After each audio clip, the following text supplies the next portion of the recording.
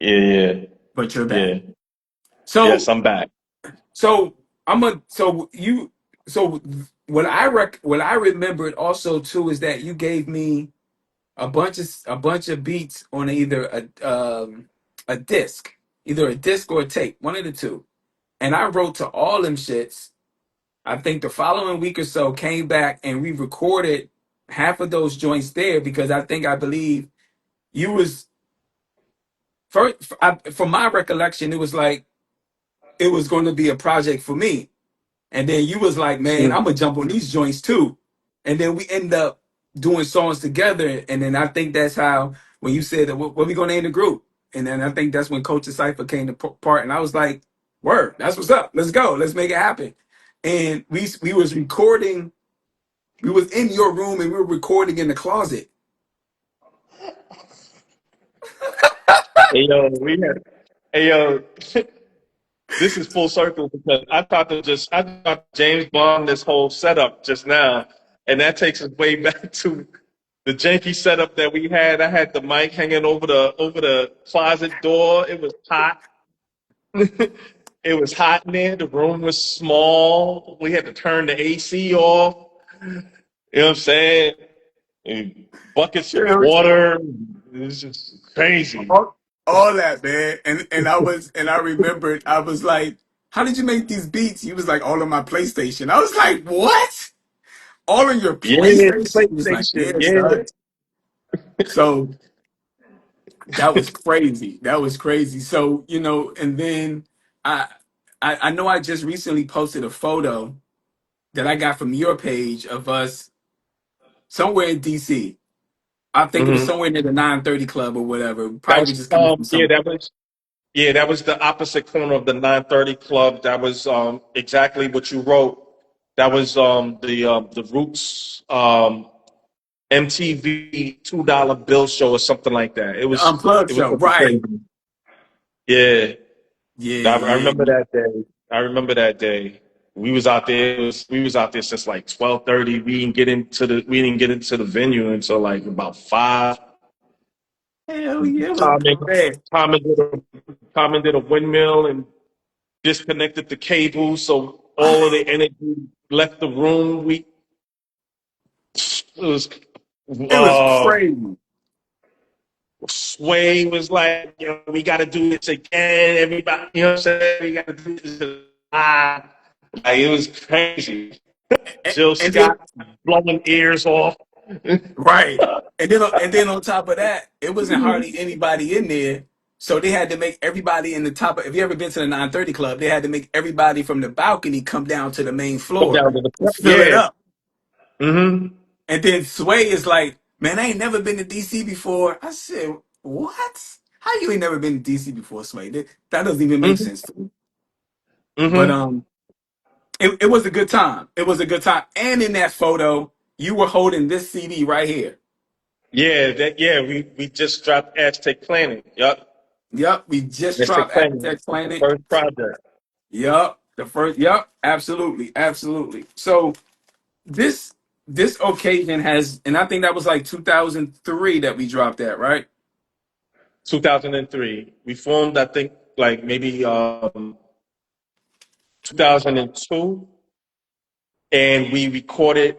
And keep in mind, people, like we didn't have the best quality nothing because we was like independent, and we didn't really know what we were doing. To be honest with you, we had mics, we had software and stuff like that, but we were trying to be as independent as we could be. You know what I'm saying? So we did everything in house, but it was a learning experience. I mean, like to this day, like I'm a beast now with mixing, mastering, and all of that stuff. Man, I learned a lot from that experience, bro.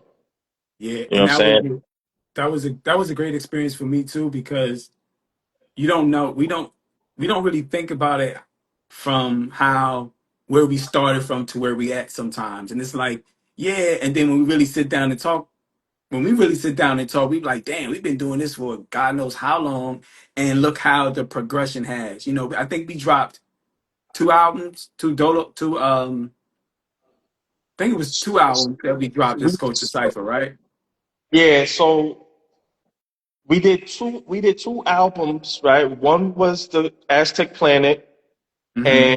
and the second one was translation, which we didn't really push that well, and that's when we brought Underdog into the full circle, because I mean Underdog has always been with us as our DJ as far as the Aztec Planet goes, but he was absent on that project because he hadn't officially become the DJ yet. But Right, as right, as we started to build momentum in Underdog and Earth, um, as people started to recognize us as a group, we brought Underdog more into the fold as far as putting scratches on the songs and stuff like that. But again, that project we didn't really promote it as much because life was lifing. You know what I'm right. saying? I didn't know if I was going to be staying in New York. I mean, staying in Maryland, Virginia, or DC at that time.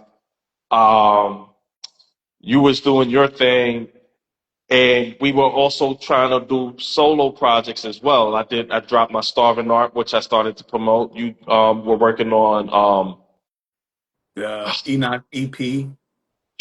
the EP, Enoch 7th Prophet EP. Yep, You know what I'm saying? yep, So we had a lot of stuff. Plus, we were working with other artists. Like I was working with Multiple Man. We worked with Napoleon the Legend, and we yep. was we were doing a lot of stuff. But we were definitely on the circuit. Like there was no denying. Coach Disciple was like we were in the building, in every building, and we tore down every building, and that was Yep. undeniable. Yep. You know what I'm And, saying? and I got tapes to prove it. I just got to get all those tapes mashed I down need to those tapes. DVD form. Like I got a Mhm. whole. A matter of fact, big up to Earth too. I tried to get her to get on this chat tonight, but she said she'll try. But at any rate, Mhm. so she was the one actually. Sometimes even video camera with the VHS tape, like the tape deck. Camcorder. Yeah, Yeah, the all over the camcorder joint. So she camcorder. was camcordering, like she was recording all of our shows. So I have a VHS tape with all of our shows on it. So Mm-hmm. and I want to get that transferred to digital. And there's a spot up the street that can do that. So Mm-hmm. I'm definitely gonna get that done because those are receipts because we know that when we will rock the show, it's hard for anybody to come after us. Pause. We knew that. Mm-hmm. It was undeniable, Mm-hmm. right? So, and wherever we went, we was like you mentioned, everywhere we went, we was always in the building. We had a DJ. We was cohesive and all of that in the thought process of the show and how we was going to do the show, what we was going to And we come were out stylish on. too. We were stylish too. We was what? We were stylish too. Oh yeah, definitely. We were very sporty with the. I had the Dolomites. You had the New Balance. Yeah. We cutting out, doing our own, trimming ourselves up. All that shit. Underdog was with the Afrocentric, with the dashikis. Earth was with the Yeah, locks. Kangos, the Yep. locks. Y'all, yeah, you had the locks too. I had Yep. the.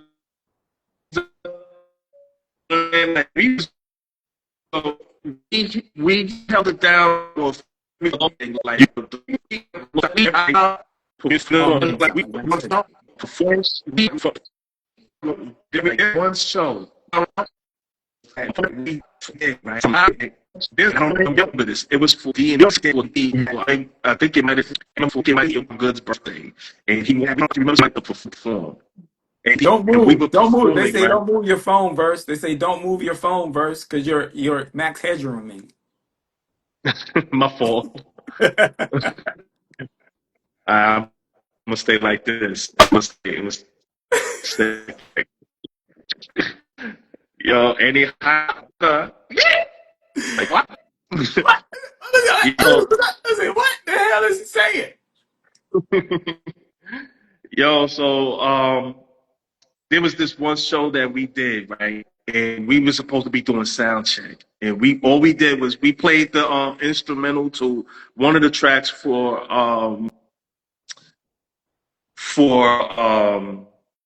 the translation album. And we just going one, two, one, two, one, two, one, two. You don't remember that? I remember And that. it was supposed to just be a sound check. And before we even put the mics down, the crowd just came around us like, yo, what the heck is that? One, two, one, two, one, two, mic check, Yeah. one, two, one, two. And there was another one when we went to Baltimore to audition for the show. You know the show I'm about to bring up. Yeah. But when we killed that audition, it was like, yo, y'all, hold on. Yo, they thought we were a fluke, y'all. They thought we were a fluke. And it's funny, too, because me and last John have a story like that, too, where we won the competition in New York. Before they gave us They say stop the moving. trophy. They say stop moving your phone, Burst. I'm moving it. You're not moving Yo, it? I wouldn't even have to be honest with you, I wouldn't even have to move if the lamp didn't break. Well, I'm holding this joint in my hand. Y'all gotta bear with me. Hold on, let me see if I can place it up against the wall or something. And I'm talking like mad loud. Yeah, they want to hear this story. Yeah, all right. So now anybody say I'm moving it, you're darn lying because I don't even have it. I'm hands free now. I'm hands free. You good now? All right. So we um we were in Baltimore and we were auditioning for this joint. It was a whole pyramid scheme, to be honest with you. At the end of the day, they was like raping you records. You know what I'm Right. saying? And my boy Nick is in the house. What up? What up? What up? What up? What up? Hold on real quick. Let me see what he asked me. What Nah, he asked me? don't read. Finish your Okay. Hey, finish the story. real quick, we're gonna answer questions at the end of this, but I'm gonna do my best to answer everything. So, hold your questions till the end when we ask for Q&A. So just hold your questions.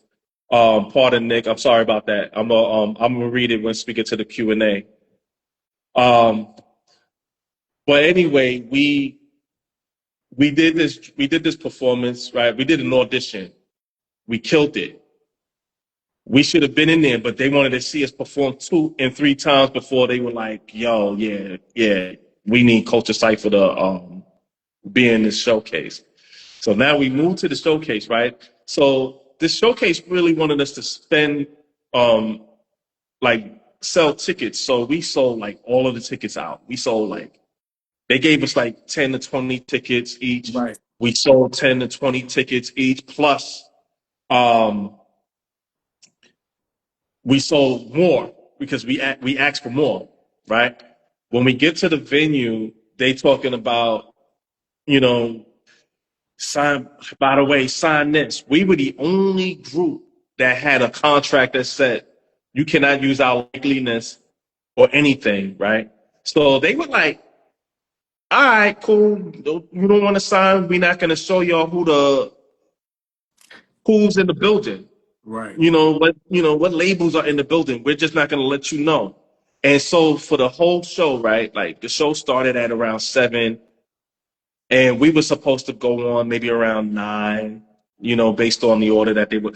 But every time it got close to us getting ready to go on, they kept moving us, pushing us back. So we knew why they was doing that. They was doing it because we didn't sign their Raping You Records contract, which meant Right. that we were supposed to give up management, which we managed ourselves.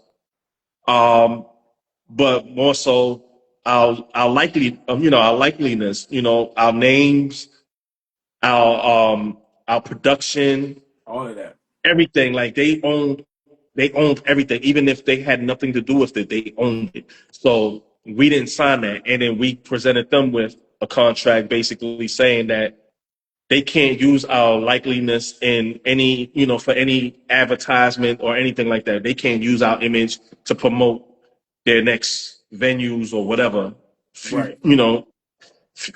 present and beyond. You know what I mean? So as the night is going on, we just waiting and waiting and waiting. And I frustrated. And my bad to the group that was ready to go on, but I snatched the mic from that dude, and we shut it down. It's the PM Dawn moment. It was a PM Dawn That was moment. the I was PM like, Dawn moment. I said, dang. And when you did that, I just followed suit. I said, shit, all right, let's go. Everybody, even from everybody hit the stage that was with us, and we performed and we bounced. And that's Mm-hmm. what I remember. We performed and we just got up out of there. It was not like we were afraid or anything, because if that was the case, we would have never grabbed the mic. I would have never went behind him and got the other mic. None of that. So, Mm-hmm. but at that time, earlier on while we in the industry or the underground world or just doing music, period, we always understood like the logistics of it. Like, why are we signing this Mm-hmm. contract? Selling tickets, okay, but we could sell some tickets. And that's what we did. We asked for more tickets. So by the Mm-hmm. time we got there, we already knew that we wasn't gonna fall for the okie doke like everybody else was, you Mm-hmm. know. And then when we left, we realized, like, man, ain't no A&Rs in here. Like, if they were, they'd be the place wasn't that big. So if they were there, so be it. Mm-hmm. But we were there too long. Point blank, we Mm-hmm. were there too Point blank. long. We was in B more, and we was like, we've been here too long. And that's when Mm-hmm. you got agitated, and you was like, yo, son. And by the time you said, yo, son, I said, oh shit. And when you snatched the mic, I got the other mic, and I And don't know what yeah, happened after that. I don't even know who played our music respecting after that. the other group that was before us, like they were okay with it, like like nothing jumped off or anything like that. I'm assuming like everybody knew what was going on because like they every time we anything, Coach Cipher came with energy, like we were the energy of DC, like Right, you know what I mean, like we were plugged in all the time. Pause, but we were plugged in all the time. There was not a venue that we did not tear down, bro. right, There was not absolutely. one, not one. Philadelphia, we tore Oh, we did. Philadelphia. Yeah, that was like Philly, we tore BBQ. Baltimore, we tore, Yep, we you know did what I'm saying? everything. As Coach Cipher, we did New York, but I didn't go with y'all. I missed that show. I missed that show. Oh But yeah, I do remember that, because that's where I what's the had brother I pulled my name? wisdom teeth, so I couldn't go. Right, right. I With do remember that. Shambhala, y'all, and I'm not sure We who else went, but we even performed at the all men's at the prison, and oh, yeah. and Oh, it was it was again Seven in Lots. Baltimore. It was the Yeah, Seven Lots, but it's in Upper Merle. Yeah, it's Seven Lots. We even performed there for some young brothers who was just like locked up. that You was know what I mean? They couldn't get. that was a humbling experience. Yeah, that That was was very humble, humbling. because it was me, you, Caveman, Drew, Jimmy Black, who Jimmy put it Black. together.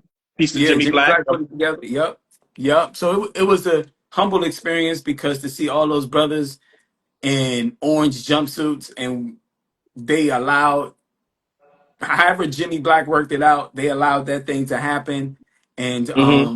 I met I when before we left, I was talking to a young brother there, and I don't know what year this was, and I know he was supposed to be in there for at least 10 years.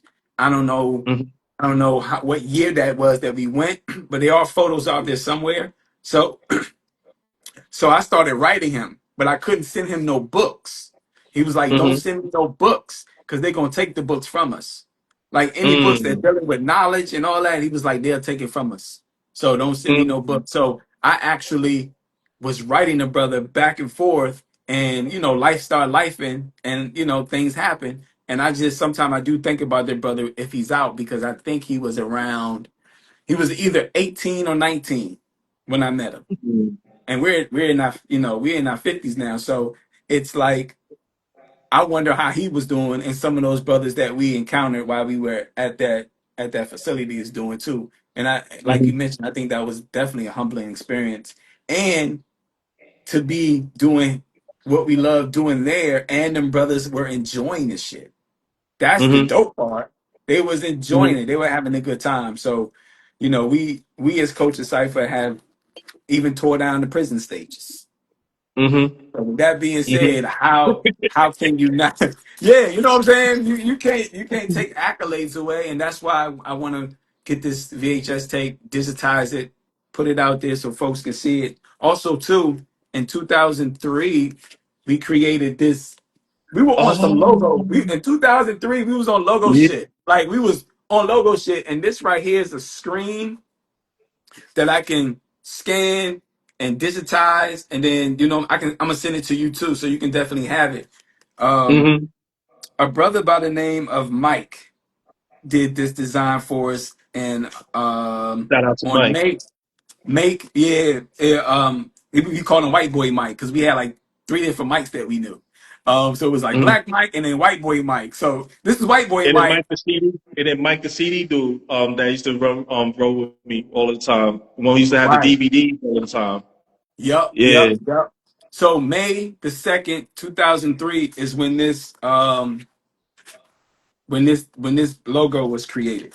So it's been a long time. Hmm. And it's just been Hmm. sitting. It's been sitting in this. Oh, and Mike left his number on here and everything, man. His last name is Mike Hammond. This is Hmm. this is Mike. This is Mike's Hammond's handwriting in the little card that he put in a folder. Has his email address on it. So I may see if that email address still works. It may. Hmm. So now we circle back around to what we have now. I mean, prior to that, you've dropped Quantize, right? You dropped Quantize. that. Yeah, Quantize. Quantize. Why do you call it Quantize? It's Yeah. because my name is Juana. Quantize. Quantize. Quantize, right? Um, and so that project was dope. So I Hmm. advise Thank you. everybody to go definitely check that out. It showed me Hmm. another different layer of what you can do and what you have been doing versus versus play on words versus hip hop driven to now Hmm. something that has a mashup to me like what it's house based but it still sounds like a mashup that at any point in time you may can rhyme over it or scat over it or sing over it. So I just thought or sing with it. So I just thought that project was really dope, and it showed others that you're not just a, as what they would say, a hip hop producer. You are a musician and you are a producer because you're touching all facets of the culture. Yeah. So, I mean, without taking away from the main subject, which would be the season of the VIC, uh, Quantize, it came about just because I have over 1,000 beats. I think I'm going on 1,400 beats right now. As my man Dismo would say, I'm probably somewhere making beats. And my boy Nick, who's in the room with me, that's my coworker, also my supervisor. He sits on one side of the room. I sit on the other side of the room. He DJing.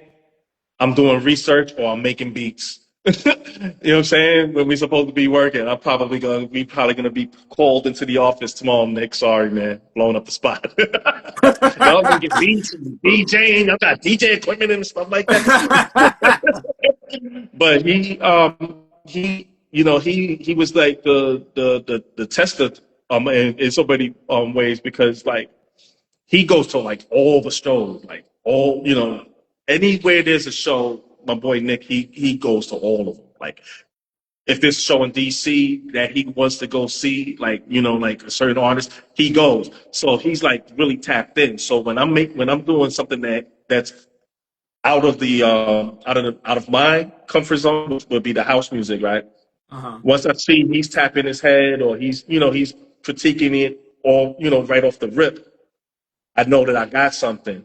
But also, even with before Nick, I was already kind of dabbling in that direction, just trying to be different and just not trying to be labeled as a hip hop producer because I have a catalog full of R&B, um, house, definitely hip hop, boom bap, and stuff like that. That's the core of my beat making. But at the same Mhm. time, there's more than there's more than just the surface. There's more to my beat making abilities and stuff like that. So I just wanted to just put something out just to show like, yo, there's more to me. Plus, I'm in my 50s.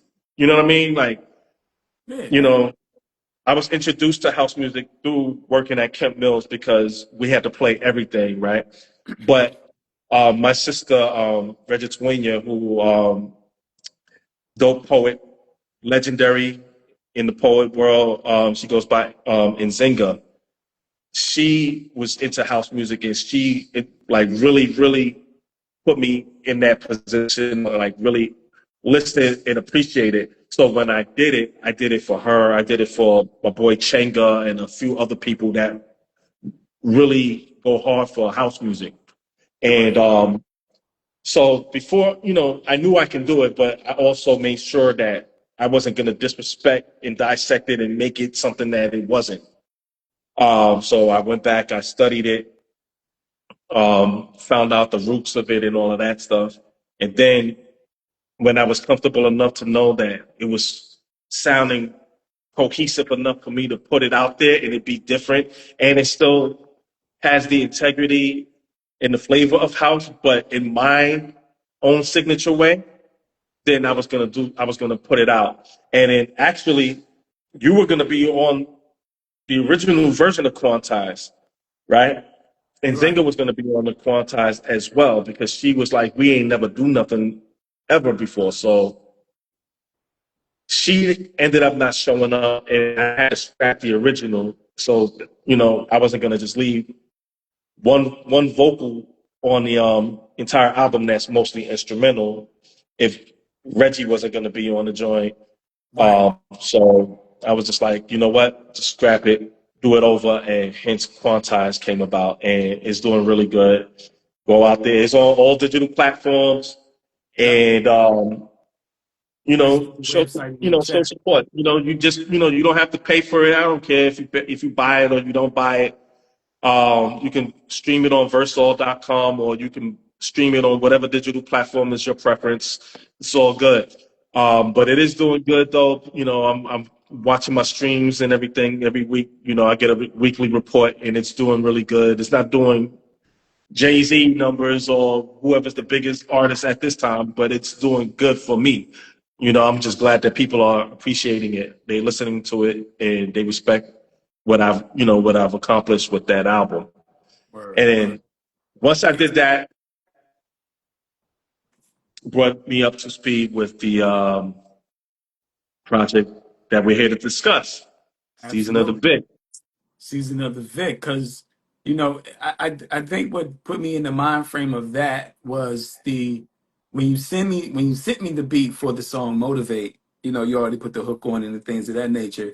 It challenged me to write a little different because it just challenged me to write a little different. It wasn't even the beat itself. It wasn't what the beat was doing, but it just challenged me to see how I can navigate through um, other territories in a sense. You know what I mean? Like Mhm. just not just strictly hip hop or R&B. This is something different that allowed me to expand and write a little differently to it too.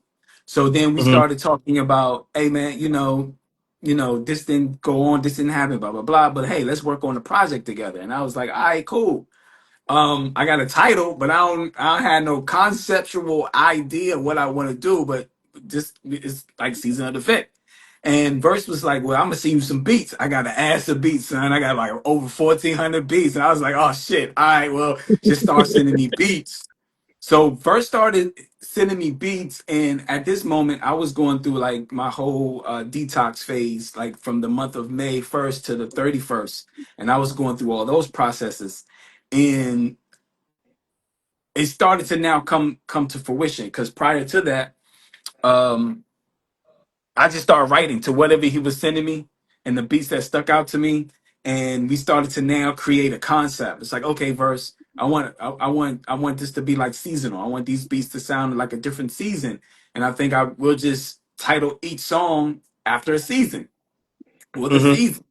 He was like, word, word. That sounds dope. But then when the beats started coming in, the other challenge was finding those beats that felt like a season to me and trying to figure out how to construct that and create the concept. So when Season of the Vic happened, we started rolling. We started going back and forth with talking about, the different structures. And I remember sending verse the song to Winner, and it wasn't even done yet. It was like I just left a cliffhanger for verse. It was like, because it's Poison, Ricky, Mike, and Ronnie. And verse was like, yo, son, that's it? I was like, nah, I got some other idea to it, but I'm trying to figure out the idea. And when it all came into play, um, we started to now closely intricately work on it. I would say this from a perspective of Season of the Vic. I'm a writer. I write. So when I hear beats, I just hear the beats. I don't hear the small subtle stuff that producers may hear or engineers may hear and things of that nature. So my job is just to write and put my trust in to those who made the beat, who's going to mix it or engineer it. Now I know if a beat's too loud in my ear, like, okay, turn it down a little bit. But other than that, I personally had to now put my trust in. I've always had trust in verse, of course, yes. But I'm saying as a man, it's just basically trusting someone to knowing that they're gonna do what they're gonna do with the project. Especially when we take it to other engineers we don't know, or sending the vocals to somebody else, we don't know how they're gonna mix it. It was just a more of a trust process. He trusted me, I'm trusting him, but we knew the goal was to make this a dope ass project because we Mm-hmm. knew once we released the shit and we started promoting for it that people were gonna be like, oh shit, Enoch and Verse, they got what? What the fuck? Oh shit! I've been waiting for either a Culture Cipher album or something that brings them two together. And I think this Mm-hmm. project, Season of the Vic, as you Yeah, we as did you actually. Um, Early on, when I moved back to New York, remember I did my very last hip hop album, which was "Beautiful Noise," and we did a song with my man Tony Stans called "Skin Deep." That yeah, was our last collaboration. That was in 2009. 2009 is when I stopped rapping. So, "Beautiful Noise," "Skin Deep." You can find that on Bandcamp. Um, for those that are interested, and I think I might have it on my website as well. If it's not there, just email me. I'll send whoever emails me. You can get it for free. word. It's classic. But I that was our very last collaboration with Skin Deep. So 20 years later, no, not even 20 Hmm. years. Yeah, 20 years later, $20 later. we're here. Yes. Season of the Vic. And Yes. how do you? I guess for me, it feels very nostalgic. It feels like it's brand new. It feels like a rebirth, so to speak, of how we have developed as men and musicians and artists too. Um, Hmm. because that's what the project feels. The project feels real good. The project feels like I'm always excited when I hear it, even though we've been hearing it way before everybody else heard it. You know what I'm saying? It feels Bro, good, man. when I tell you, I listen to it every day, bro. I listen to the joint every single day, and I listen to it in a loop because it's one of my most different projects that I've ever worked on. It's different, and I gotta shout out Rare Bruja because I didn't understand the assignment at first. You know what I'm saying? Again, when you were talking about the Ronnie, Ricky, Mike, I said, "Yo, that's it." And you was like, "Nah, this, this trust. I got something brewing." You know what I'm saying? So when you put Bruja on the joint, I was like, man, she bugging. Like, yo, this man, yo, what is Enoch doing? Like, she doing there's more Bruja, Red Bruja, but like I need to hear more Enoch. That's what the people want to hear. They want to, and then you was like, bro, trust trust the process. The I process. even tried to listen, y'all. I even tried to include myself. I threw myself inside of a hook. Enoch came back with a voice text like, yo, nah, you not, bro. There's no room for you on this joint right here, bro. Put it back. Put it back to the way that I. So, yo, Oh shit! Yeah. so I had to put the whole thing back. But when I put everything back, right, I was like, all right, Enoch is an artist just like I'm an artist. We're both, you know what I'm saying? We're both leaders. Hold on real quick. Let me this light keep going out. Hold on real quick. Okay. Yo, that's.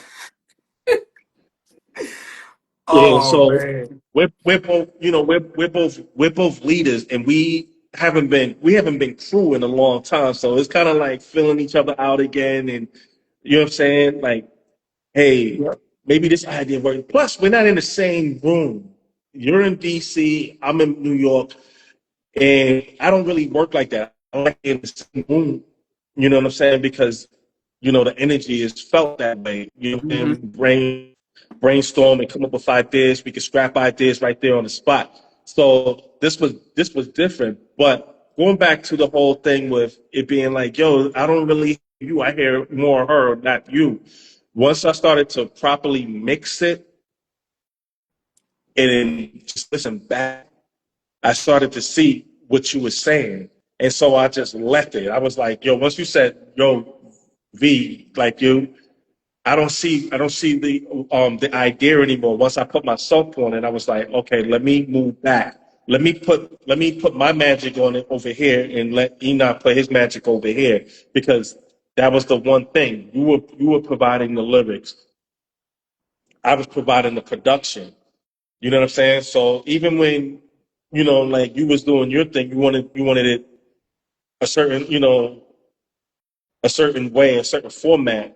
Hmm. I still was able to do my magic where here you have now the filtered drops here and there inside the beats and the wind down to the to what was it, summer, where it winds down at the end. Yeah. You know what I Yep. mean? And then Yep. placing your tag here and placing my tag there. You know what I'm saying? So, everybody, had a placement.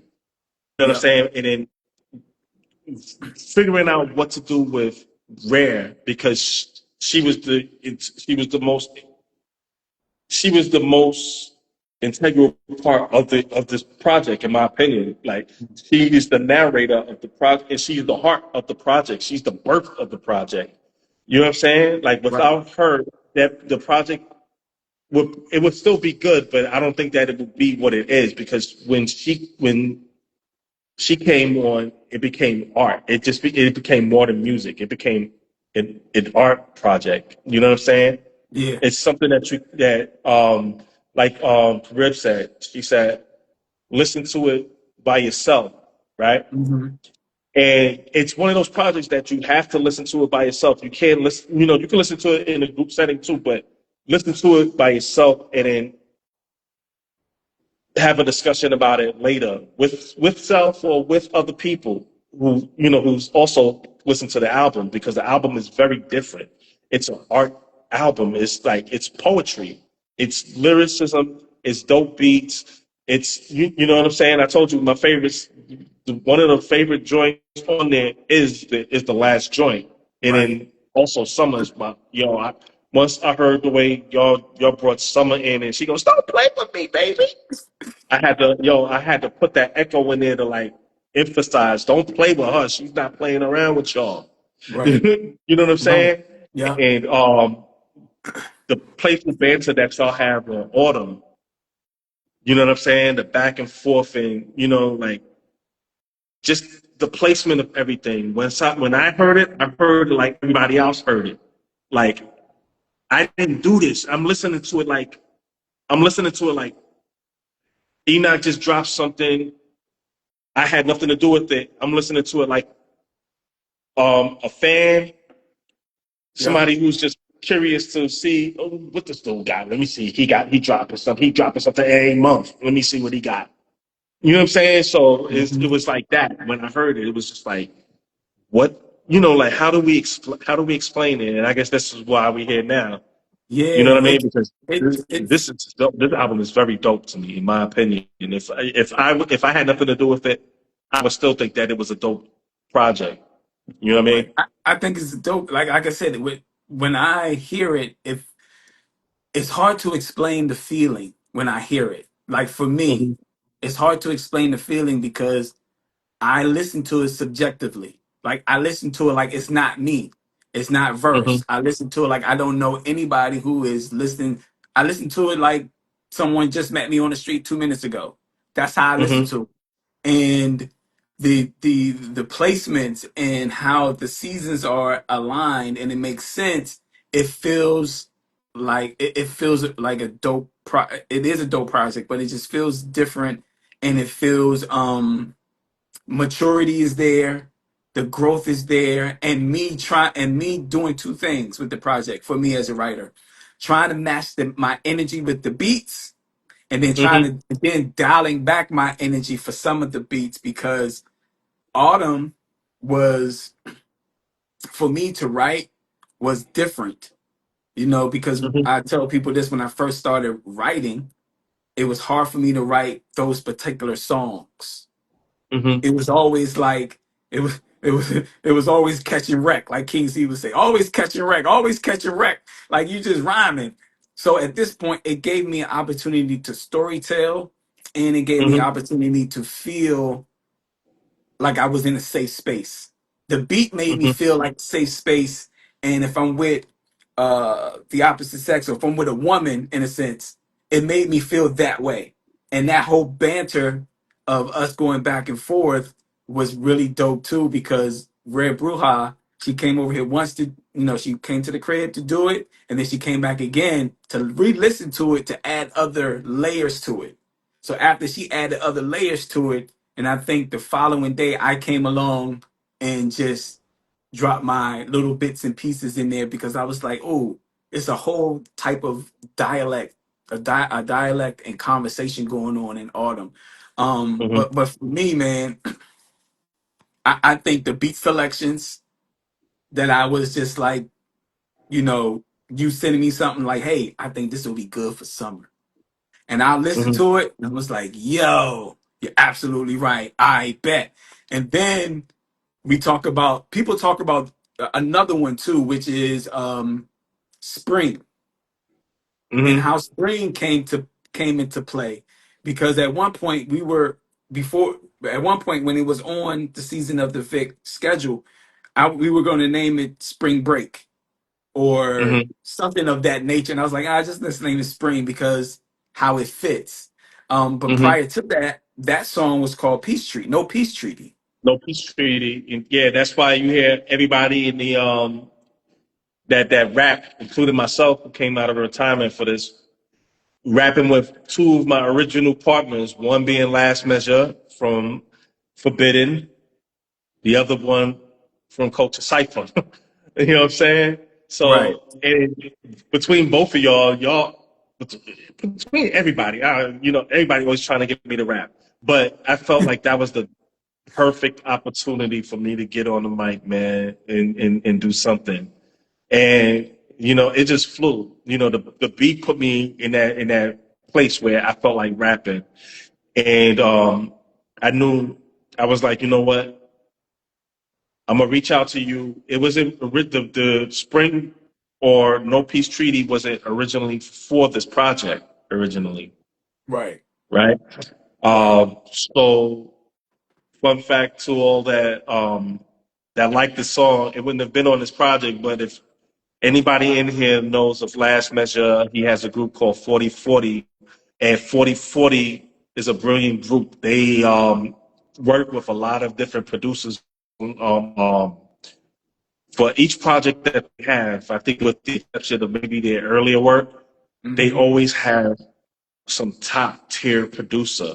And we were supposed to do something together, 4040. We were going to do, it was my turn to be that top tier producer. And we had traction. We were getting the stuff together and until it fell apart, to say the least. But I didn't know what to do with the song. But because Knock kept saying season of the Vic is about the season, it's all seasons. I wanted to put winter, spring, summer, fall. If you listen to spring, we're gonna call it from this point on. We're gonna call it spring. So when you listen to spring, the first person you hear is Tupac, right? And I put rain behind Tupac as a backdrop. And throughout the entire song, there's a lady in the background that I sampled and I looped her, and it's going to feel so good. And she's standing in the rain. And so throughout that whole song, there's rain in the background. And what do you associate rain with? You associate it with the spring because spring brings the flowers. So it's constantly raining in the spring. It's rain almost for like at least 3 weeks before we start seeing the flowers blossom. You know what I'm Yep. saying? So I was like, you know what? Why don't we just put it on your project? And that's how we were going to call it Spring Break. And then we were going to also put an actual song called Spring on it. But then you were like, nah, I'm not going to do Spring Break. I'm just going to call this one Spring. And that's how No Peace Treaty became Spring, and it became the centerpiece on this project. Word. Word. I let and to just big up to Last Measure because when I first heard the record, I said, damn, Verse is killing this shit. Who is last I said, damn, I really have to put my pen to the pad and match up to the energy because you can't be lackluster following behind Verse. And now I know following behind Last Measure, you just can't write no boobity boo bars and thinking you gonna make it. So Mhm. my goal was to just match the energy of these two brothers here. And then now it ends up circles the block again, and it ends up as Spring, which is now Mhm. the palate cleanser of the album. It just you don't hear Rare Bruja on Spring because she's like, nah, Tupac, let Tupac talk. It's Tupac's turn. And then she came back Mhm. in on Summer. So Spring is a palate cleanser. It's one of those I let a young brother listen to it yesterday. I was on TikTok. We was on TikTok live yesterday, and I sent him the album. He listened to it and he says, yo, Spring sounds dope. This young brother is like 23, 24. Mhm. And he said, yo, you guys are killing it. It sounds very MF Doomish. And I said, oh, okay. Just taking in what he said puts me in another perspective of yes, we're in our 50s, but this young brother over here 22, 23, 24 has a different lens, but he says it's dope. He said the whole project is dope. And he's trying to figure out, he said he's been listening to it ever since I sent it to him last night. On top of that, a good friend of mine, Freedom Black, he called me one day. I sent him the project prior to us releasing it. And I was waiting for him to hit me back, to tell me what he thought. And one day he hit me up. He was like, yo, God, I had to jump off of the lawnmower because he does landscaping work. He said, he said, yo, this album is dope. He said he started like to repeat what Red Bruja was saying and things of that nature. And then he said, "Yo, God, I had to delete all of my songs that I've been working on because that's what this project made me do." I said, "Damn, Black, why you do that?" He was like, "Yo, son, I'm just letting you know I deleted all the four songs out of my phone. I deleted all of the shit that I wrote in my notes." He said, "I got to start over because I thought I was going in a different direction, but this album here made me feel a certain way, and it made me rethink how I wanted to um, approach my project, right?" And that floored me because I've never heard Freedom Black say he's deleted anything out of his phone, whether it's Mm-hmm. beats or something he's been working on. I've never heard him say that, and I've been knowing Freedom for about um, almost close to 30 years, and I've Mm. never heard him say that at all. So That's this, shout out to Freedom, man. Yo, that's that's I don't even know how to I don't even know what to say about that. I just me, like that's amazing. It's humbling also too because it's like, like it shows like we really put out put out some quality music. And I'm just gonna leave the light off, man. yeah, it's all good. Um yeah, but the that's It's very humbling. it's just dope, because it just says like um we're on to something, we're also making everybody else sharpen their swords, so to speak. You know what I Right, mean? Like right, people are actually questioning, am I doing enough? Is this, should I do something that's gonna be equally as dope or even better? That's what music was about. Like, like you sparred with your peers. You might say something. I want to out rap Enoch on this track right here. You know what right, I'm saying? Enoch is like, nah, verse ain't gonna get me on this joint. I'm gonna get him on this joint right here. You know what I'm right, saying? right. But it then is the same thing like what we were saying when we was tearing up them venues. Nobody can go on after us. You better get on now. Let your people see you, or say goodbye to your people, because once we get on, It's over. kaboom, Yeah, it's over. it's over. That's it. That's it. No more. No You know what I'm more. saying? But shout out to And Freedom Black, man. I never got the opportunity to work with him. I did meet him at the Virginia show years ago, right. along with your GA people like that came out that day. Yeah. And, those guys they were cool, when I met them and everything like that. I know those are people with long time history and stuff like that. So shout out to all of them out there, man. I don't know everybody's name, I can't remember, but Yeah. at the same time, um, It was Freedom, dope. yo, sorry about that, man. I'm sorry. I'm gonna just say that. Yeah, that's all I could say. I was like, damn, I, God, really? And I just started chuckling. He Freedom, was we like, we yo, didn't mean we didn't mean to make you throw all of your stuff away, man. man, You need nah. to still release it, man. I'm pretty sure it's fire still, Yeah, bro. I think so too.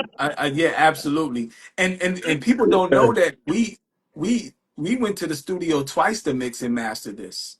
Like we took Hmm. our time. There was glitches in the matrix, and Verse was like, "Oh nah, let me orchestrate it. Let me co-produce it, or let me co-mix it the way it's supposed to sound to me, because Enoch, the drums are not hitting the way that I wanted to hit." Is almost like, just like you said, Enoch.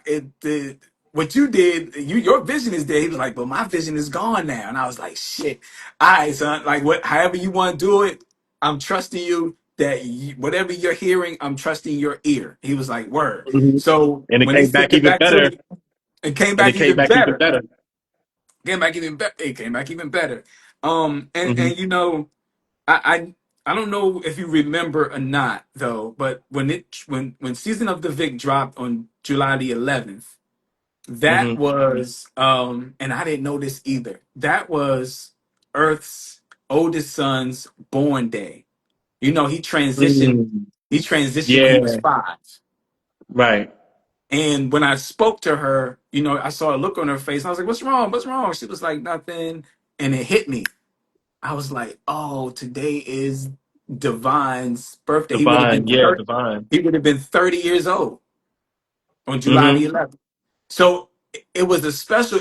And now it's still a special project because I didn't know when me and Red Brew, I was looking at it on my screen, and I like to do this after everything is done, dumping into my Apple Music to see how long it is. Oh, pause to see Mm-hmm. the minutes of it, and it was 5 tracks, 13 minutes. I said, well, it may not be 13 minutes when Verse gets it because he may want to add his bells and whistles to it, so we'll wait and see.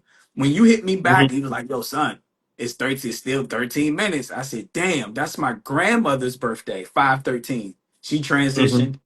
My aunt last month transitioned, and her birthday was 513, and all that equals up to 9. So it's just like Mm-hmm. as what the gods and earth would say, it's the born number. So everything It's the came born back to number. full Yeah. circle to season of the Vic, and I think this is some dope shit. I love the project, man, and it's um. And, and if I feel like that, and you feel like that, and others feel like that, you know, it's a step in the right direction of how we have matured musically and Mm-hmm. mentally and even spiritually as men to now say, okay, boom, let's do this project, let's see what happens. But our goal has always been to make dope shit. Like we ain't Mm-hmm. really half-assed too much of the shit that we did. Nah, we never. Never Nah, at all. we always came up with concepts, came up with, brilliant lyrics, came up Right. with, with dope performances. Everything we did, you know what I'm saying? Again, I mentioned even how we dressed. You know what I'm saying? Like we had our own, like we had our own style. We stood out. We always Mhm. stood out without even having a video out. Like I don't think a lot of us that were in the on that scene at the time were really doing videos at that time. Ah, It's a different time and era now where you can do home videos and stuff like that and put it out. But without having that piece and still be able to be known, recognized, and everything. Like I remember working at Kemp Mill, right? And I was putting CDs on the shelf, and this dude walked in and said, "Yo, you Versal?" I say, "Yeah, I'm Versal," and he said, "Yo, lyrical." Da, da, da, da, da, da, da," just started battling me on the spot, son.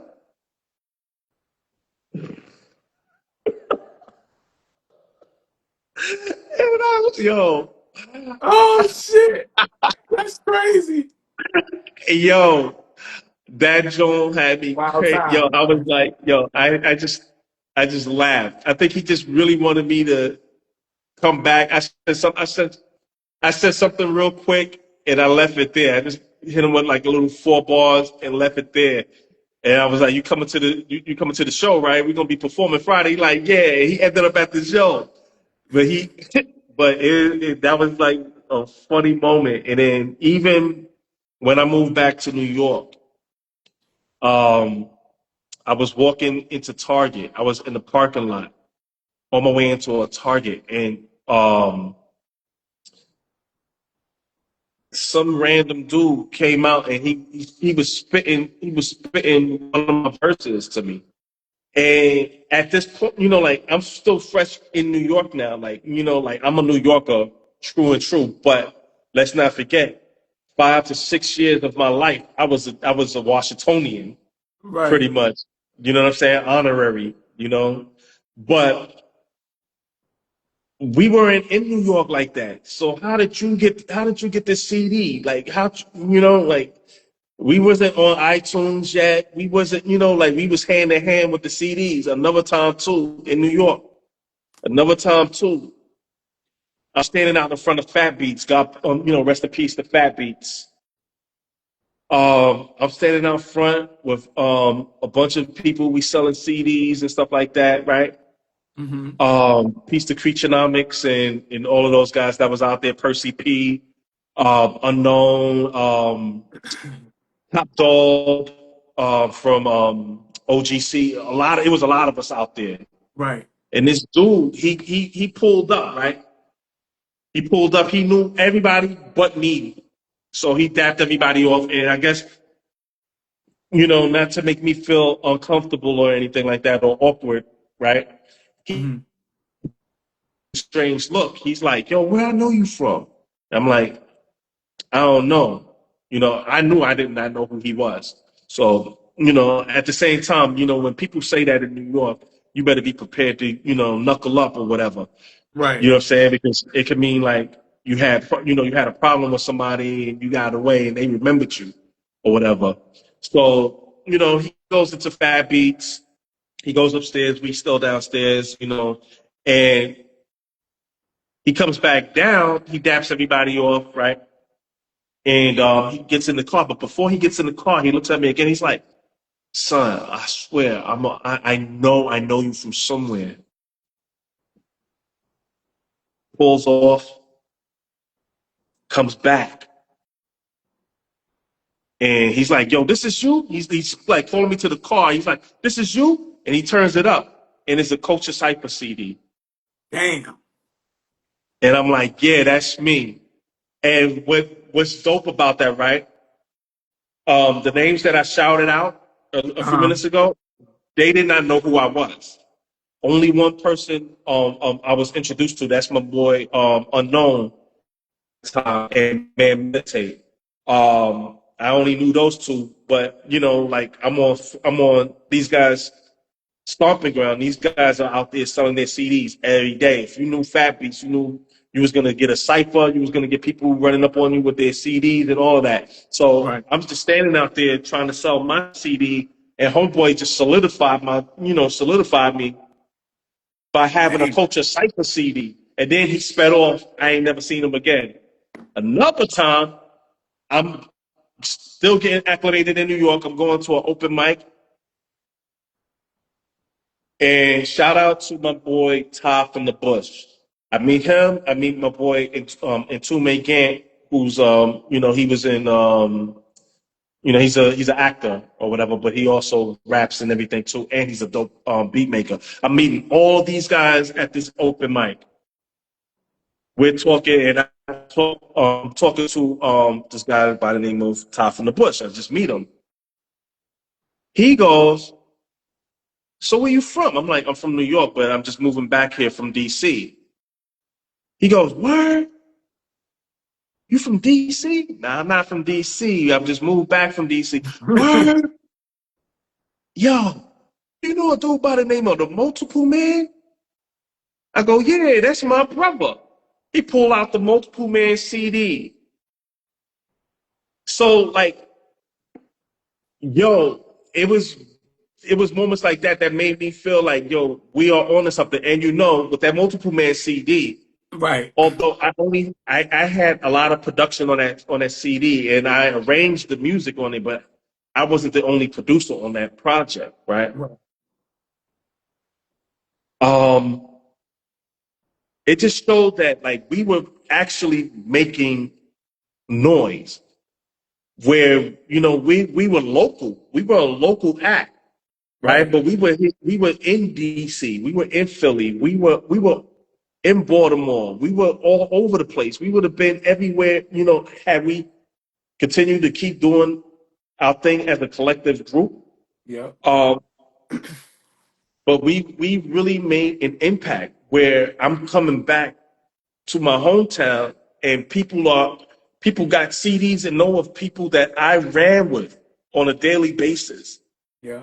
And I ain't never selling a CD. I ain't never see these people. I ain't never meet them until you know what I'm saying. So they it came like They full tapped in. circle, and it made me feel like, yo, we really, really are on the map. Right. You know what I'm saying? Like Right. I didn't sell none of those CDs in New York. You know what I'm saying? That's how But that energy was just moving. It was moving that's like how it that. was So moving. That's how I was moving at that time. And now it's just, Mm-hmm. as we mentioned, it's 20 years later in the sense Mm-hmm. of now it's more to move. You know, Mm-hmm. it's a collection of our experiences as writers, you know, you producer, engineer, you know, it's just a collectiveness of our experiences that are in seasons because as I mentioned before, you know, when people ask me, okay, why did you name it Season of the Vic? Well, my government name is Victor. My Mm-hmm. name at one point was Mr. Vic. Mr. Vic, So yeah. yeah, Mr. Vic. So and then we started to just I personally started to just level up myself, you know, as far as moving forward within the hip hop culture. So then if you go back to New York, as I mentioned, that Vic is when you about to get somebody, you know. Mm-hmm. So it's a double entendre with what is going on because you're from New York, I'm from DC, and now it's just the season that we're in. We're seasoned artists. We're seasoned, Mm-hmm. um, have experience no matter where you look at it from outside of hip hop. You know, we have experience. You can talk to us about anything. So this album, you know, circling back around, this album is a compilation of our seasonal aspects and what we want to hear in music and how we're not afraid to you know step up color outside the lines you know and things of that Mm-hmm. nature and I thought and I think and I know that this project is really dope, man. So if y'all have the opportunity to go stream it, buy it, whatever you want to do, so go listen Mm-hmm. to it, but listen to it by yourself first so you can get the so you can understand the whole concept of it and then listen to it with some other people if you choose fit or Mm-hmm. talk to yourself about it or take some notes whatever however you want to do. I just Mm-hmm. went into this project with an open mind. You know, I didn't go Mm-hmm. into this project saying, oh, this is going to be the everybody gonna love this joint right here. I didn't even go into that aspect until I started to now listen to the whole full project and picking out Mm-hmm. songs that I like. And you telling me Mm-hmm. what songs you like. Red Bruja telling me what songs she like, and I'm like, damn, we kind of like the same joints. I wonder why. It was just a whole energy aspect of it, Mm-hmm. and I think Yeah. that's dope. Speaking of streaming, if you go to versol.com, look for the music page. You can stream Season of the Vic directly from my page, but if you want to purchase it, in the top corner of the Website. album, it's going to say "Get Album." It's going to take you to a link to Enoch's Bandcamp, and then I'm also gonna Enoch. I'm gonna add the other streaming platforms later on, either tonight or tomorrow. Okay. So whatever musical platform that you like streaming from, you can stream it from there, or just go yourself, look up Enoch 7th Prophet, and Season of the Vic will appear as one of the first choices when you look up Enoch 7th Prophet. Thank you, Red Bruja, for throwing the Yes. website in there. Um, but like I said, you want to purchase the album directly from Enoch. Hit that link where it says "Get Album." It's going to take you to Bandcamp. If you go tonight, it's going to take you to Bandcamp. Now, when you get to Bandcamp, please keep in mind um, there is a price of what is it, $9? $9. Yep. $9, and there is a package deal for Enoch's whole entire catalog for $43. You get everything that Enoch has put out.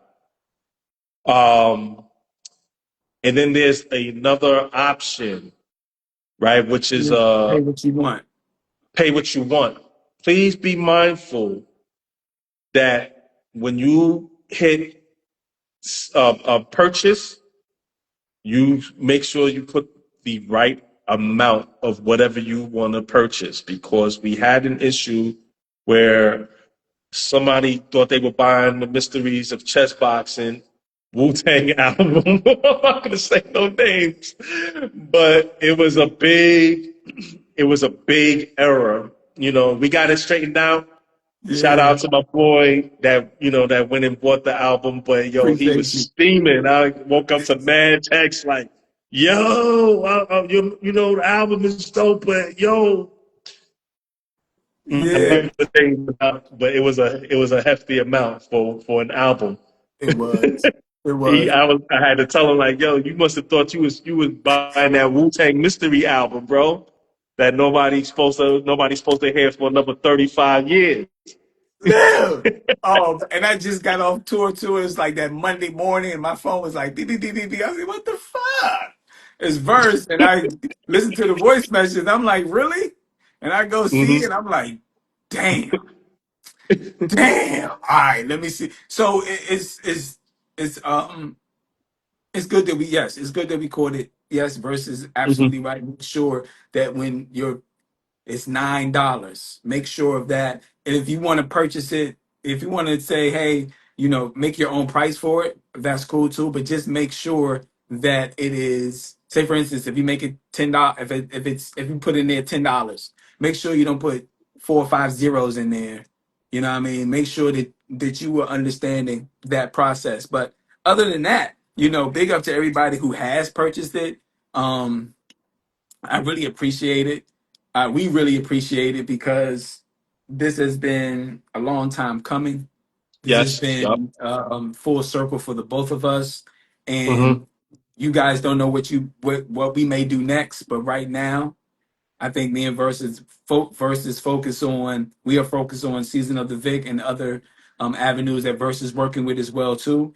So this is Hmm. this is a entree, so to speak, for what may Hmm. be next to come from Versal and myself. And also too before we get out of here, um, Nicholas or Nick, he asked a question and I pinned it. It says, earliest memory of music. What was the spark that drove your career in music? And that's the question to us both. All right. So, seeing that you read it, you can answer it first, and then I'll go behind you. Okay. So earliest memory of music. My earliest memory of music, actually, I tell everyone this that I didn't start off in hip hop music. Have a church background. I was raised in the church. So by the age of 4 and 5, I was playing all percussion. I played all percussion by the ages of 4 and 5. I became a professional musician probably at the age of 12. I was playing drums for a gospel group that my mom was in called Linda Gore and the Gospel Spiritualettes here in Washington, D.C. And within that circuit of gospel singers or gospel groups, I was one of the youngest drummers to be drumming for a, a, a gospel group. And a lot of people wanted me to be their musicians, but my mom wasn't having that at all. So that's where my first memory of music came from, is that. And then probably like in 89, 90, that's when I started to like write as an artist, to perform and rhyme of those natures. But that's my earliest memory of music. And the other question was, what was the spark that drove your career in music?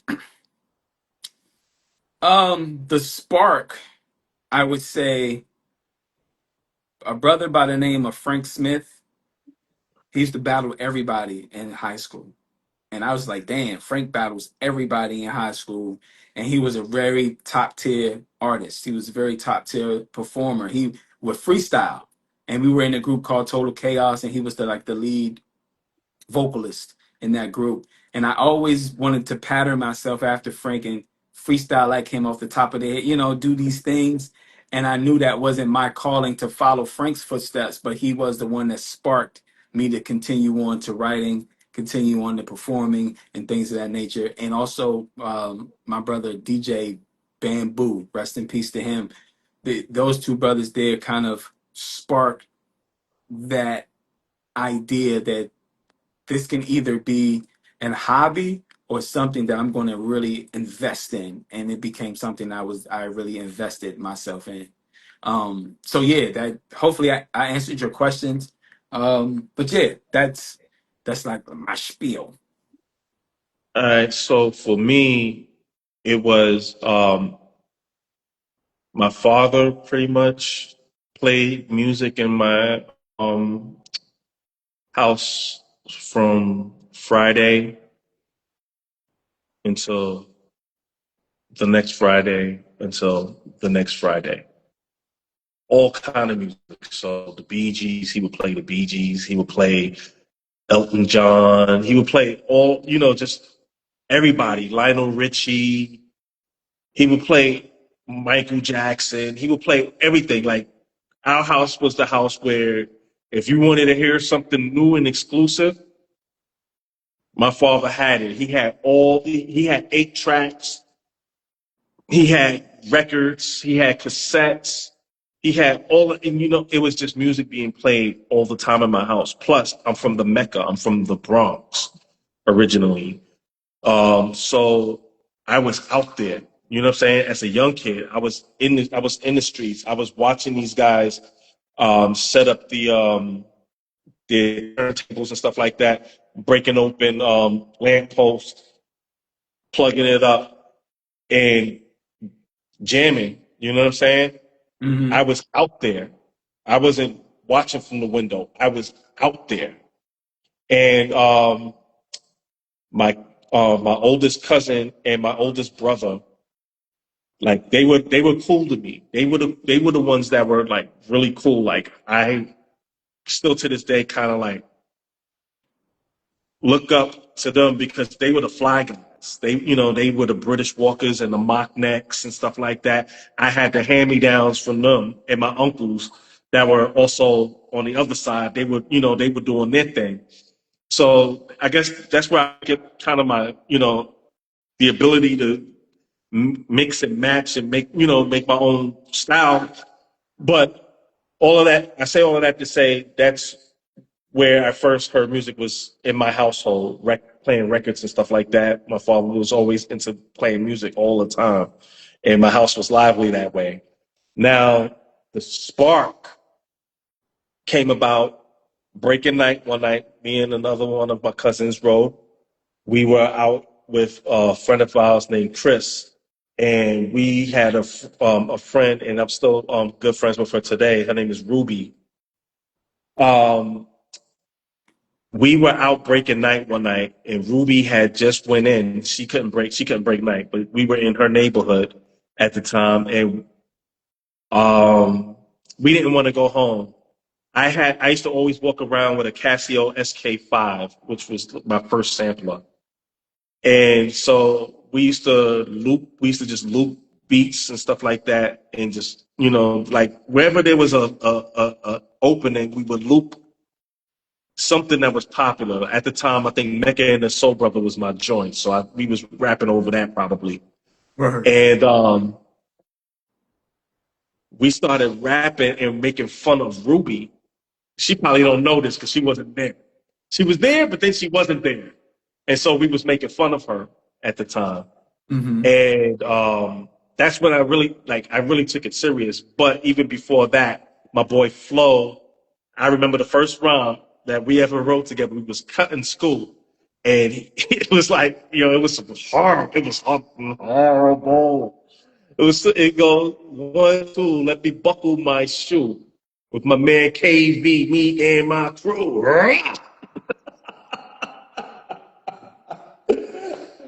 Shout out to my man's Everflow out there in Atlanta right now, Oh cutting my hair, bro. God. So that was the first. That was the match.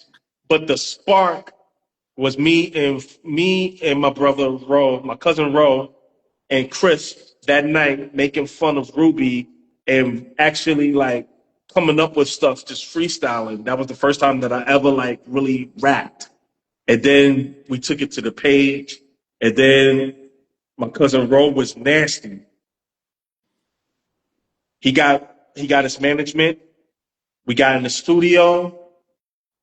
We got deals that was on the table. We didn't actually sign anything, but we had got deals Right. based off the strength of Ro. And then Ro had to go sit down for a minute, and that kind of like slowed down the process. But because Ro didn't Ro was like, in my opinion, Ro was way better than me at everything. But because he was sitting down and we didn't want to lose the momentum, I had to step it up. So I started rapping more, as well as making beats more, as well as performing more and Mm-hmm. stuff like that. And that's where Diz, shout out to Dismo, became my DJ, and we was starting to build the momentum before the whole Forbidden. This is all, so this is where all the Great. spark came from. Right. But that's how I became who I am right now as Versal, the producer, MC, edutainer, DJ, all of that. Right. Right. Yeah. Well, it's we had to do all that. And before we get up off here, you mentioned something that sparked another thought of within the what drove the career for me also too. Hmm. In high school, the group I was in was called Total Chaos, and Frank was the Hmm. lead vocalist of Total Chaos. I was the DJ in high school, but that wasn't my calling really. But at any rate, we all had a deal on the table with Luke Records, with Hmm. Luke Campbell, yeah, with Luke Skywalker Records or whatever. We had a deal on the table. We had a demo tape. Somebody broke into the car and took the demo tape. Hmm. And the guy, we had a manager, white boy. His name was Josh. Jeremy. His name was Jeremy. If anybody remembers a book called Black Like Me, if you remember a book called Black Hmm. Like Me, Jeremy, who went to high school with me, painted himself as he took the shots and turned himself like he was a black dude now. Crazy. At any rate, someone took the tape deck out of the car. Therefore, the deal went sour. Other people in the group was doing other things and they had to sit down too.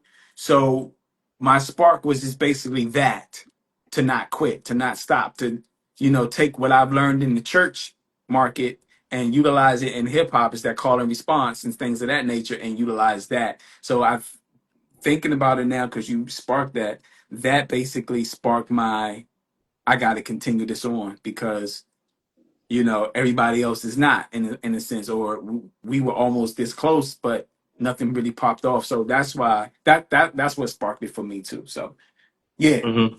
yeah, that's what sparked it for me. But Hmm.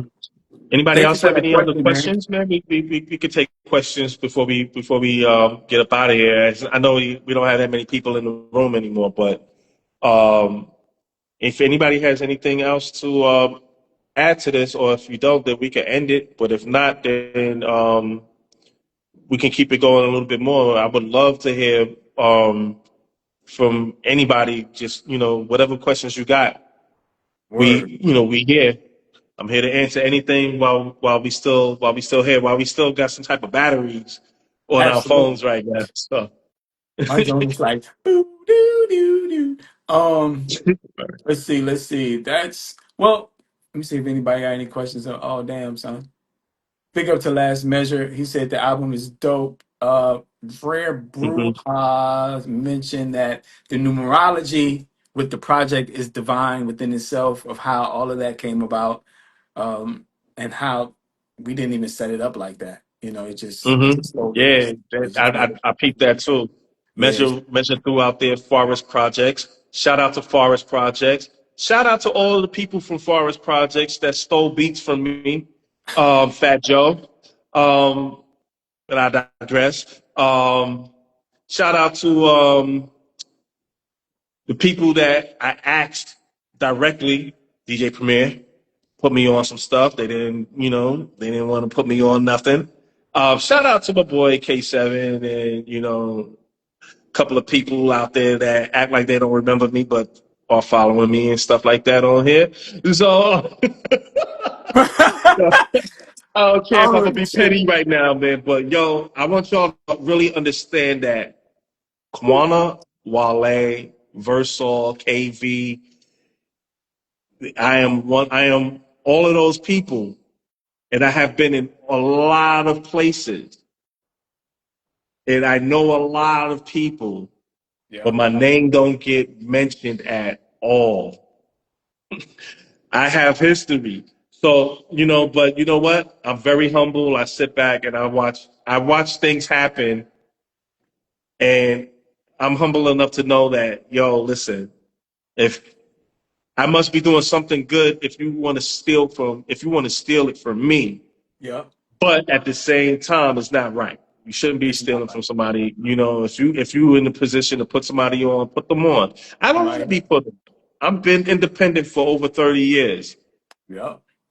My Yeah. website, my website is doing very well with just the throwaways itself. The throwaways came out in 2014,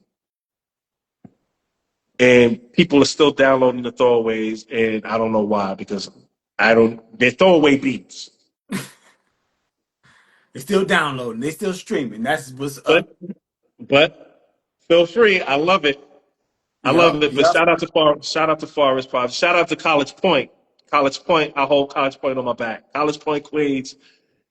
Y'all came out to every show when Forbidden was tearing down NYU, NY City, Brooklyn, Queens. We tore everything down except for Staten Island. But yeah, Yeah. shout So out to Puppy's mother, because we scared the crap out of her. We scared the crap out of Puffy's mother. I jumped on Puffy's mother's table and rapped in her face. Back in the day, we was wilding, we was bugging out, and we was crazy. Anyway, my God. So Red Bruja has a question. The question is, if somebody came up to you right now and asked you to you wow. So if somebody came up to you right now and asked you to choose a song from your catalog that describes that describes you, what's your point of view? From your point of view.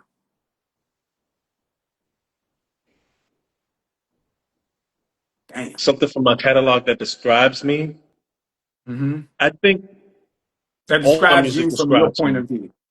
From my point of view, I think my whole entire catalog describes me, because it's part of me. It's part Hmm. of my brainchild. Everything that I've done, it just may be different projects, but it's still an extension of me. Whatever I was thinking at the time, whatever concept that came out of it is a concept of mine. So everything about my projects, not tooting my own horn or anything like that, it is an extension of me. It is what. So it's hard to say. It's hard to pinpoint one. You know what I'm saying? It's like trying to pinpoint a cell in your body that that's your favorite cell. I think everything that I've done is a part. It's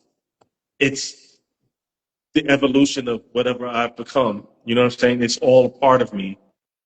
And if you've ever listened to any of my music, it's always humbling. It always tells a story. It's always been musical. It's always been something. It's never been something that's gonna steer you in a direction where you feel depressed or anything like that. It's always gonna feel good to you. And I Hmm. feel good about myself. Right. So it's it's that in a nutshell. Any project that I've ever been a part of, whether it's just been on somebody else's project or it's a project that I've done myself, that's me in everything. Like it describes me Word. in In its totality, I entirety. guess. Yeah, yeah, I feel you. I feel you on Mhm. that. I will.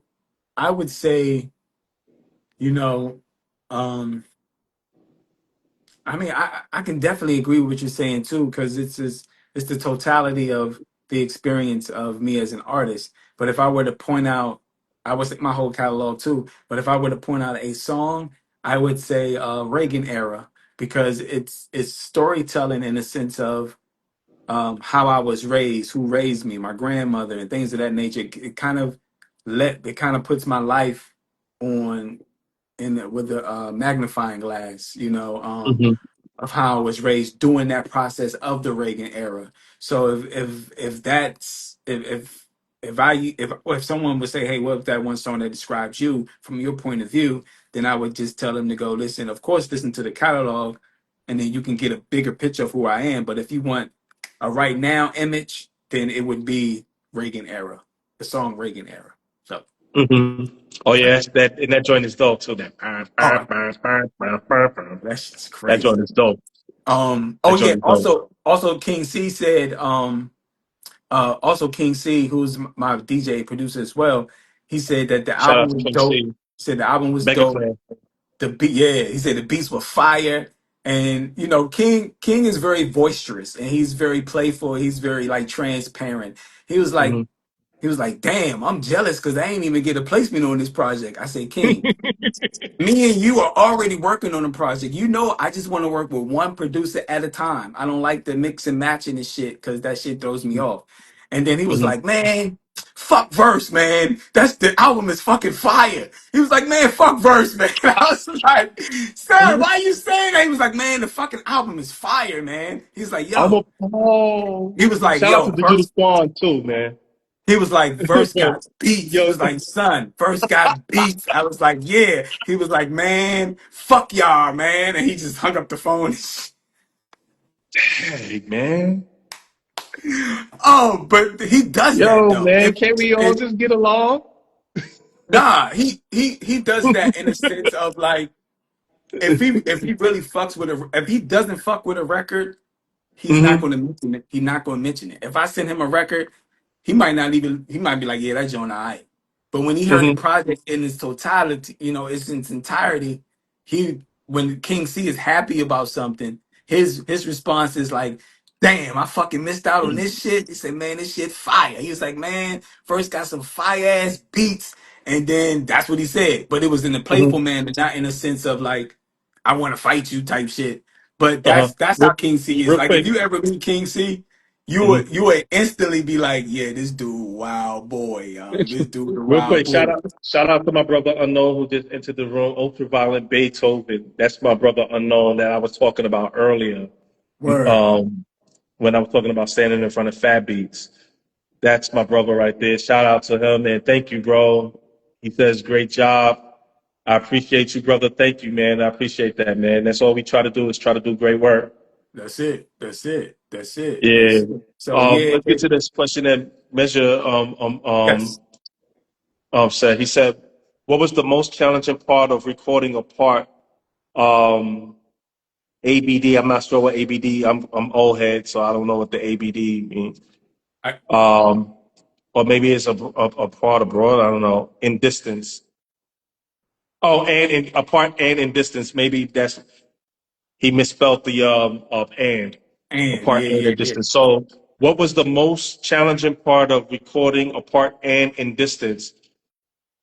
Uh, just being in the same room. Like last night, me, Last Measure, Unknown, and my boy Firehead. We were in a recording session yesterday. We were all in the same room. Um, the vibes was going. We listened to beats for a few hours. We fell on one that we liked. We recorded it. It was organic. We came up with the title. Um, shout out to Ricky and Red Convertible Studios.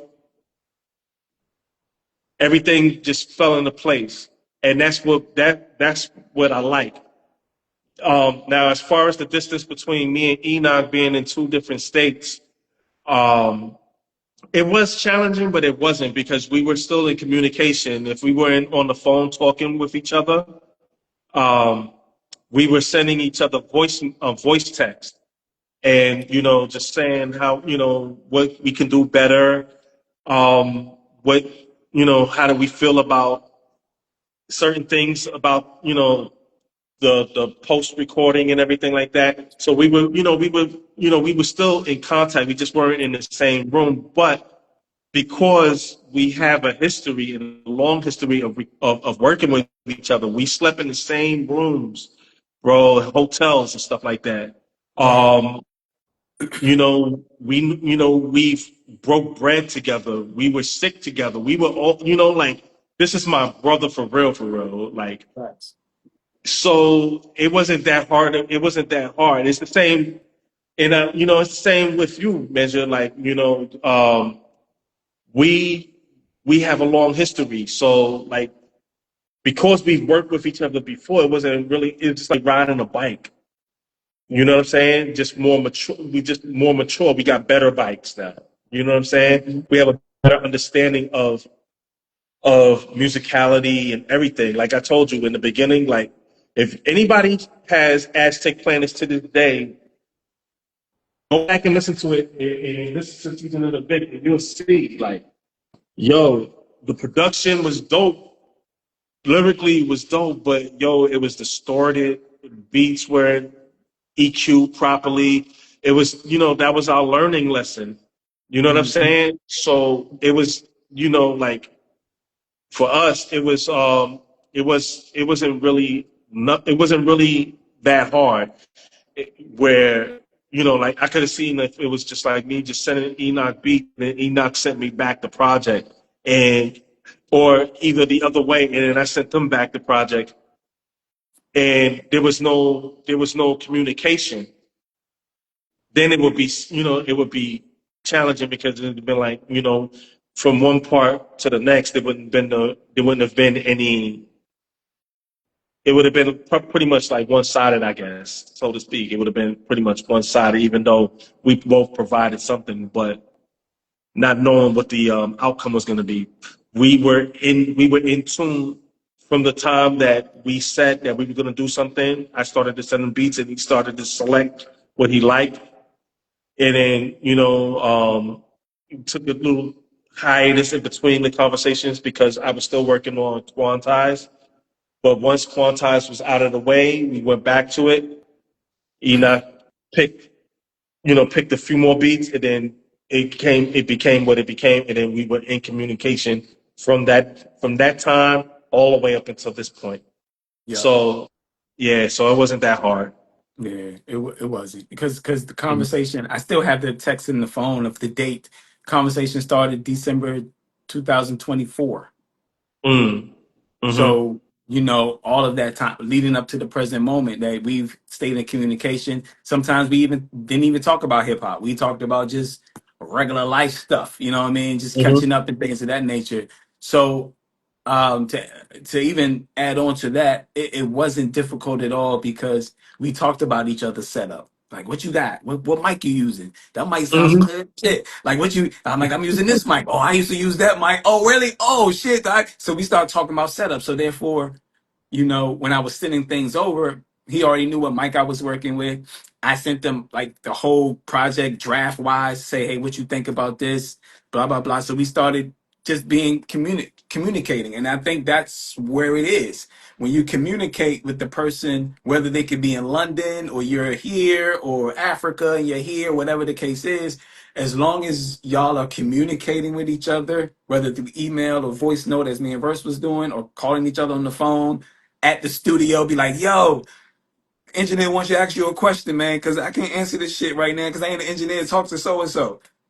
So we're Mm-hmm. communicating because we know what our goal was. So it wasn't difficult at all, man. Long as we knew what the goal was and we stayed in communication with each other, just to get the final product, it wasn't difficult. It wasn't difficult. It was a Mm-hmm. it was just more of a learning curve because we haven't worked with each other in a while, but we knew how each other worked. Right. We knew how each other worked. It's just we haven't Mm-hmm. worked with each other in a while, but we know how each other worked, and it was just that curve of like, oh, okay, okay, let's just adjust it a little bit and just keep it moving, and that's what we did. So, Right. Right. yup. Right. So, thank y'all for your questions. Right. Anything else? Measure says really came together well. You think it was recorded together. You think we was in the same room when we did it.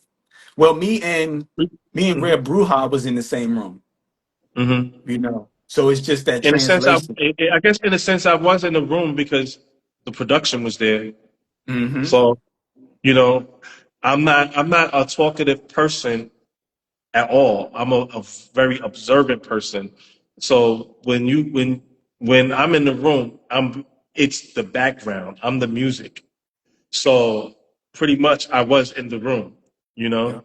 just not in the physical, you know. So Right, right. You know, So that part.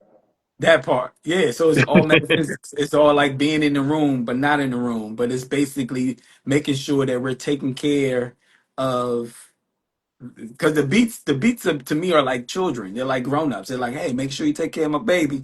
Yeah, you know I'm gonna be there. So every time that we plugged in or started it up, we kept those components in mind because we definitely knew what we wanted to do and how we wanted to do it. So that's why it sounds so cohesive. And I've been hearing that too, that the album sounds cohesive. Trying to figure out, somebody asks, how did you get, even with Spring, how did you all y'all guys get together and do that? We can't give you all the juice and all the sauce, because if we do that, then we're giving y'all magic pieces. But it did work, and it was dope. And thanks to Verse for putting his magic touch on it and sonically curating it of how it should sound when we go into the Hmm. mixing phase of it. So yeah, And man, shout I out to definitely appreciate it. what was his name, Ron. Big up to Ron from Big up. Night Sky Mhm. Studios. Big up to Ron.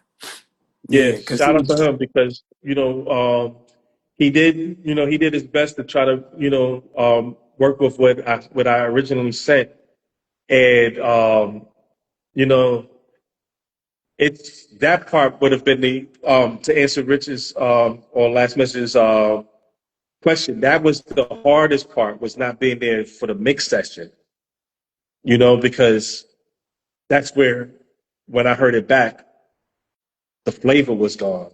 You know what I mean? And so I had to go back and then put the bells and whistles on it. So that way, when we did go back to Ron with the project, it still had the meat and potatoes of what I yeah. had brought to the, what do you call it, Friendsgiving. Yep. Well, So to the Friendsgiving so my plate, my everything that I brought was there. was there, including everything that you brought, and then Red Brew. all Ron. I tried to make it easier for Ron to be able to boost the highs and clean up just the little intricate stuff that I might have missed, because I'm not a professional mix engineer. I can do it, but not at the level of Ron, who mentioned he's been doing it for 40 years.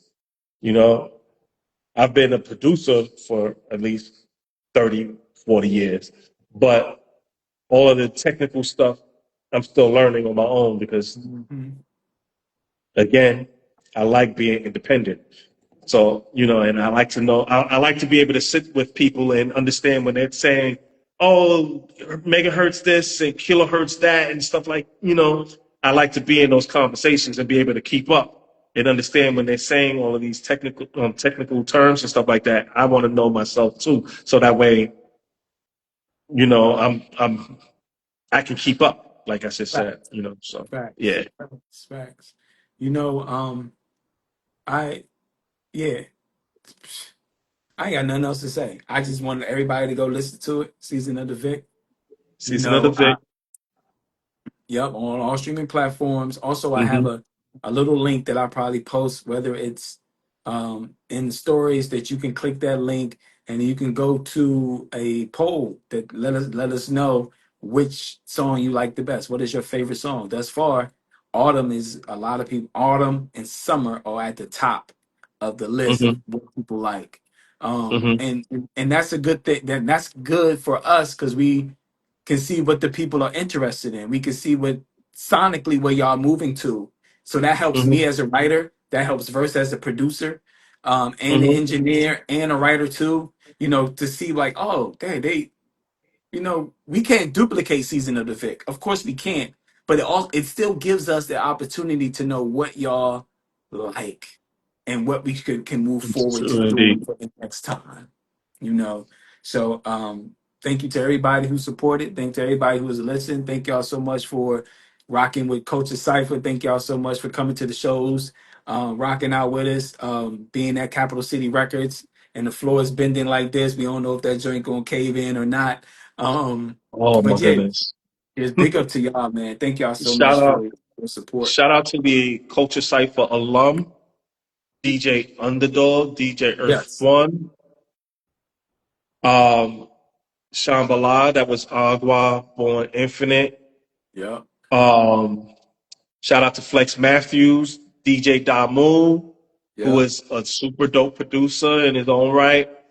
Um, Shout out to everybody who rocked with us. Multiple Man, Hayes God. Mm-hmm. Um, Shout out to XO, YG, Diamond District, that whole crew. Shout out Yep. to Darn Good, Darn DJ good. SE. Yep. Yep. Shout out to Unknown. Shout out to my cousin Ro. Rest in peace, Mel Dorgus. Shout out to whoever, ever rock with us. Shout out to Last Measure, Yes, sir. who's been around forever. You know what I'm saying? Shout out to Forbidden alumni. Shout out to everybody. Like I said, everybody who's ever rocked with us. We love y'all and thank y'all. Keep supporting. We all have projects out. Support your local artists. You don't necessarily have to support what you hear all the time. There are good artists out there. You just got to put your ear to the streets, tune in, like what you like, share it, and show support. That's it. You know what I Show mean? some support. That's it right there. You know, and when before I leave, I wanted to say this too, that even in that text message that King sent, he also dropped a jewel in there and said that I wish people would sit down and listen to this project Mm-hmm. because this is a dope project. Because it's so much other noise out there that you may miss what this project is doing. Like Mm-hmm. whatever noise that is, he said like there's a bunch of trapping and all this other shit going on out there that people are really interested in. But this project here, they should take the time to listen to it because it's dope. So I Mm-hmm. I concur and I appreciate you, Verse Man. You my brother for life. And Likewise, man. Love you, bro. I love you too, bro. And we're gonna continue to keep this musical journey going, man. Wherever it takes us, that's where we gonna be at. Absolutely, man. Yes, sir. Before I get off of this, eh,